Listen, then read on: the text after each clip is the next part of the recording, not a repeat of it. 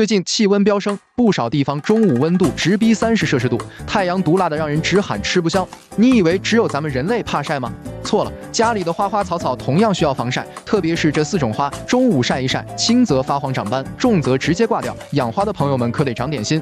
先说说文竹，这植物文雅俊秀，跟竹子似的，茎叶纤秀，叶片像羽毛一样高低错落，盆栽一盆在家里，那叫一个清秀典雅。可文竹这家伙最怕暴晒了，一晒就黄叶、落叶，还容易大片干枯，晒黄了叶子还恢复不了。所以养文竹的朋友们，中午太阳毒辣的时候，赶紧给它遮遮阴，别让它直面太阳的热情。再来说说竹芋，这可是观叶植物里的佼佼者，叶片硕大，叶色多变，花纹还特别漂亮，家里养上几盆，那叫一个清新悦目。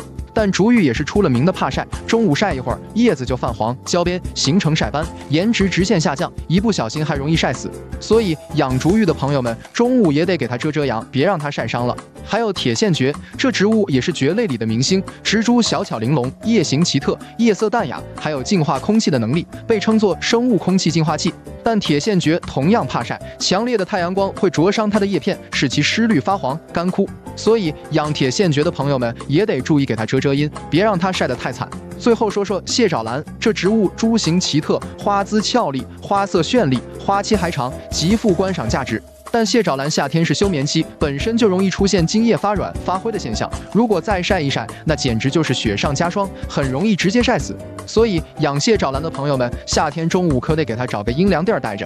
这4种花都是高温天里的防晒重点对象，养花的朋友们可得记住了，中午太阳毒辣的时候，赶紧给它们遮遮阴，别让它们晒伤了。除了这4种，你还知道哪些花也怕晒吗？